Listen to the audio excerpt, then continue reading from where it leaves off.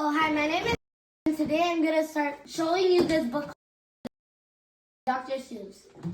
Okay, so talk about it in the kingdom and they still talk about the page boy, Cubbins. If it hadn't been for Bartholomew, that guy would have wrecked that little kingdom. He get angry many times before. But that year, just when His Majesty started growling at this guy, Bartholomew Cubbins didn't know what to make of it. Yet all that year, the old king did it. All year long, he started up into the air above his kingdom, muttering and sputtering through his royal whiskers. The things that come down from the sky. All spring when the rain came down, he growled like that. All summer when the sunshine came down, he growled at that. All autumn when the fog came down, he growled at that. And that winter when the snow came down, he started shouting, "This snow! This fog! This sunshine! This rain! Bah! These four things that come down from my sky." The king during, Bartholomew tried to calm him. "You've always had these same four things come down." "That's just the trouble," bellowed the king. "Every year the same four things. I'm mighty tired of those old things, and I want something new come down," Bartholomew gasped. "That's impossible, Your Majesty. You just can't have it." "Boy, don't you dare me what I can or cannot have. Remember, Bartholomew, I am king." "I know, sire," said Bartholomew. "You rule of the land and you rule of the people. But even kings can't rule the sky." "Can't, eh?" His Majesty flew into a terrible rage. "Well, maybe other kings can do it, but I'm the king who can. You mark my words, Bartholomew Cubbins. I will have something new come down." But how to get something new to come down? That was rather hard to think of. And for many days, the old king stomped around, trying to figure out some way to do it. Then finally, late one night, when all the lords and ladies of the palace were fast asleep, just as the king was buttoning his royal nightshirt, he suddenly stopped still. A strange wild light began to shine in his gray-green eyes. "Why, of course," he began laughing. "They can do it for me, Bartholomew Cubbins. Blow my secret whistle. Quick, call my royal magician." "Your magician, Your Majesty." "Oh no, Your Majesty, don't call them." "You hold your tongue, Bartholomew Cubbins. You do as I command you. Blow my secret whistle." "Yes, sire," Bartholomew bowed. "But Your Majesty, I still think that you may be very sorry." He took the king's secret whistle from its secret hook. He blew a long, low blast down the king's back secret stairway. A moment later, he heard them coming. Up from their musty hole beneath the dungeon, up the empty midnight town to the royal bedchamber tower, came the magicians on their padded, shuffling feet. Up and right into the room they came chanting, "Shuffle, dustle, muzzle, muff, fista, wista, mista, cuff. We are men of groans and howls, mystic men who eat boiled owls. Tell us what you wish, O king. Magic can do anything." "I wish," spoke the king, have you make something fall from my skies that no other can before. What can you do? What will you make?" For a moment they stood thinking, blinking their creaky eyes. They only spoke a word, "Oobleck." "Oobleck," asked the king. "What will it look like?" "Will look like rain, will look like snow, will look like fog. That's all we know. We just can't tell you anymore. We've never made Oobleck before." They bowed. They started toward the door. "We now go to our secret cave on Mystic Mountain Necatave. There all night long we'll work for you and you'll have one word through." "They'll do something crazy," whispered Bartholomew. "Call them back, Your Majesty. Stop them." "Not for a ton of diamonds," chuckled the king. "Why, I'll be the mightiest man that ever lived. Just think of it. Tomorrow I'm gonna have Oobleck." It took Bartholomew a long time to get the excited king to sleep that night. But there was no sleep for Bartholomew, the page boy. All night long he stood in the king's window, staring out the mystic mountain Necatave. Somewhere up there, the magicians were working their terrible magic. All night the magicians did. All night they walked circles around their magic fire, making magic, mumbling with their clucking tongues. "Oh, snow and rain are not enough. Oh, we should make some brownies. Feed the fire with wet mouths here. Burn an onion, burn a chip. Burn a whisker from your chin and burn a long sour lizard skin. Burn yellow twigs and burn red rust and burn a stocking full of dust. Make magic smoke be thick and hot. It smells dreadful, does it not? That means the smoke is now just right. So quick before the day gets late, magic smoke, go high, go right into the kingdom sky. Go make the tumble down on every street in every town. Go make the wondrous Oobleck fall, or bring down Oobleck on us all. John was just breaking and Bartholomew was still standing, trembling, watching at the bedchamber window. But now the sun rose, Bartholomew smiled. Those silly magicians haven't done a thing. Then suddenly, Bartholomew Cubbins stopped smiling. Was he seeing things? No. There was something strange up there in the sky. At first, it seemed like a little greenish cloud, just a wisp of greenish steam. But now it was coming lower, closer, down towards the fields and farms and houses of the sleeping little kingdom.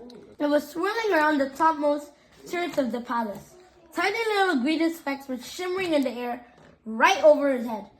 Queer little greenish blobs, just about the size of grape seeds. He stretched out his head. He started to catch one. Then he pulled his head back. There was something frightening about those blobs. Bartholomew slammed the window shut. Wake up, Your Majesty, he shouted. Your Oobleck is falling. He sprang out of his royal bedsheets. By my royal whiskers. It is, he cried. Oh, that beautiful. And it's mine. Mine. I don't like the looks of those blobs, sire, said Bartholomew. They're coming down as big as greenish peanuts. The bigger the better, laughed the king. Oh, what a day. I'm going to make it a holiday. I want every man, woman, and child in my kingdom to go out and dance in my glorious Oobleck. Oh, and that stuff, asked Bartholomew. Do you really think it's safe, sire? Stop asking foolish questions, snapped the king. Boy, you run to the royal bell tower. Wake my royal bell ringer. Tell him to ring the great holiday bell. For a moment, Bartholomew Cubbins didn't move. Run! Barked the king. Bartholomew ran. Across the sleeping palace, Bartholomew ran. Then up the ladder to the high bell tower. He climbed up to the bell ringer's little cubbyhole in the belfry. Bell, he called. His Majesty the King proclaims today a holiday. The old man crawled out of his cot. He grabbed the bell rope. What's the holiday for, Bartholomew? You'll find out soon enough, said Bartholomew. The bell ringer yanked the rope. Nothing happened. He yanked it harder. Still nothing happened. Hey, what's wrong with my bell? He murmured. I better take a look outside. He poked his head through the little trapdoor. Marshmallow's grace! He gulped. What is that? I love my bell like gleaming molasses. Not only your bell, Bartholomew cried. Look at that poor robin down there in that tree. She's stuck to her nest. She can't move away. That Oobleck's gooey, it's gummy, it's like glue. The bell ringer wrung his hands. If that green stuff sticks up robins, it will stick up people too. Someone's gotta warn the people, cried Bartholomew. Gotta wake them and warn them to stay inside their houses. I'll tell the royal trumpeter, he shouted. He turned and slid like lightning down the bell tower ladder. To the trumpeter's tower raced Bartholomew Cubbins, and up on the steps 4 stairs at a time. As he ran, he could hear the plop of the Oobleck on the window panes. It was pelting against the palace walls now as big as greenish cupcakes now. He yanked the covers off the snoring trumpeter. He shoved his cold trumpet right into his sleeping hands. Get up! Why the alarm? Yawned the trumpeter. Then his eyes saw the Oobleck. Those green things, Bartholomew, where did they come from? The king, his royal magicians, made them. The royal trumpeter leaped from his bed. That king of ours should be ashamed. He jabbed his trumpet out of the window. I'll blow, he shouted. The loudest alarm that's ever been heard in the kingdom of dead. But all the royal trumpeter blew was my own eagle. One of those bleating frozen sighed it. He tried to blow it out. He couldn't blow it out. He tried to shake it out. He couldn't shake it out. I'll get it somehow, he yelled. Pull it out. No, shouted Bert. Don't you touch it.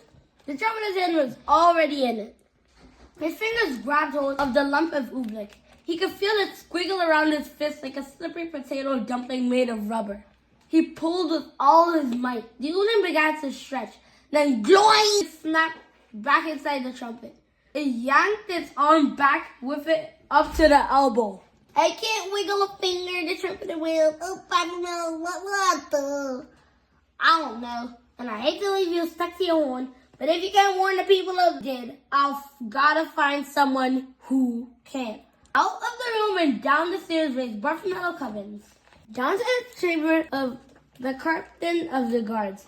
The captain was humming in front of his mirror, combing the ends of his handsome mustache. "Captain, do something!" shouted Bartholomew. "Do something? Why?" The captain. "What's wrong?" "Captain, haven't you seen the dreadful Oobleck? It's coming down now as big as greenish baseballs." "Oh, that stuff," laughed the captain. "What's so dreadful about that, lad? You think it's rather pretty." "Captain," pleaded Bartholomew, "it's dangerous. Nonsense!" Shouted the captain. "Lad, are you trying to frighten me? Captains, my boy, are afraid of nothing. That stuff's harmless. I'll show you. I'll eat some." "Eat some?" gasped Bartholomew. "Oh, no." Before Bartholomew could stop him, the captain was leaning out his window, scooping up some oobleck on the end of his sword. Which you should all know, the sword is a very spiky weaponry object. "No, Captain! Don't!" the captain did. By the time Bartholomew dragged him back inside the room, his mouth was glued tight shut. He tried to speak, but no words came out. All the noble captain of the guards could do was blow a little bit of sticky greenish bubbles, which is like and over again. "Forgive me for leaving you, Captain, but a captain full of bubbles is no help at all." Bartholomew stretched the poor man out. He left him there on his chamber floor. Bartholomew went tearing through the zigzag palace hallways. "I'll get the king's horse. I'll ride through the country. I'll warn the people of the kingdom myself." He pushed open the door that led up to the royal stables. That's what happened in the royal stables? Bartholomew stopped. He could go no farther. The Oobleck was plumping down as big as greenish footballs now. Too late to warn the people of the kingdom. There were farmers in the fields getting stuck to hoes and plows. Goats were getting stuck to ducks. Geese were getting stuck to cows. Outside the palace, it was piling up. The great greenish suns of Oobleck, deeper and deeper on every roof in the land. There was nothing Bartholomew Cubbins could do out there. Shaking his head sadly, he stepped back inside. What a tragedy for the dumb people. Sorry to say, but it's true. But inside, a moment later, it was just as bad as out. With an angry roar, the Oobleck was suddenly hitting the parties harder. It was battering and spattering against the walls as big as greenish buckets full of gooey asparagus. Like a sinking sailboat, the whole palace was springing leaks, ripping the windows right off their hinds. Like that window over there. That window over there, those are the hinds. So that means they ripped it off. How could Oobleck be that heavy? It was dripping through the ceilings. It was rolling down the chimneys. It was coming down everywhere, even through keyholes. From every bedroom in the palace came the howls of lords and ladies. Frightened in their nightgowns, they came jumping through their doors. "Go back to your beds. Get under your blankets," Bartholomew Cubbins went crying through the hall. But nobody paid the slightest attention. Everyone in the palace started rushing madly about. The royal cook rushed down to the royal kitchen. Bartholomew Cubbins saw him trapped there, stuck to 3 stew pots, a teacup, and a literal cat. The royal laundress rushed outside to save her laundry.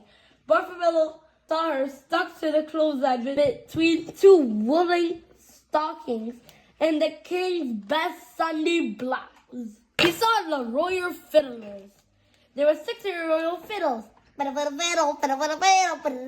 He saw someone stuck to something. They were stuck up by the dozens. Every last friend in the world was flopping and floundering, all hopelessly caught in the goo. Then suddenly Mr. Hubbub. The king! Where was the king? He forgot him all about him. Oh no. It was in the throne room. Then Bartholomew found it, very sad. Old King Darwin, proud and mighty ruler of the kingdom of dead, trembling, shaking, and helpless as a baby. His royal crown was stuck to his royal head. How could you have a royal head? The seat of his royal pants was stuck to his royal throne. Oobleck was dripping from his royal eyebrows. Can you get royal eyebrows? "Fetch my magicians, Bartholomew," he commanded. "Make them say some magic words. Make them stop the Oobleck falling." Bartholomew shrugged his shoulder. I can fetch them in my cave on Mountain Nika is buried deep in Oobleck.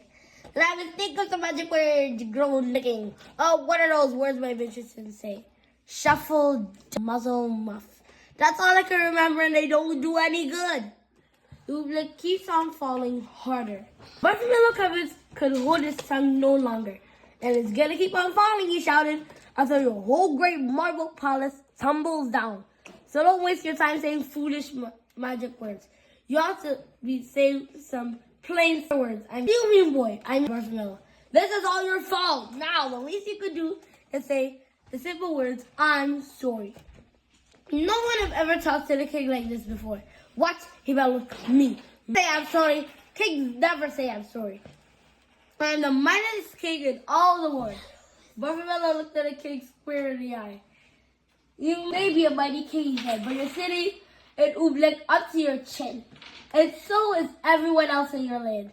So if you wouldn't even say you're sorry, you're no sort of a king at all. Bartholomew Cubbins turned his back. He started further. Bartholomew heard a great deep song.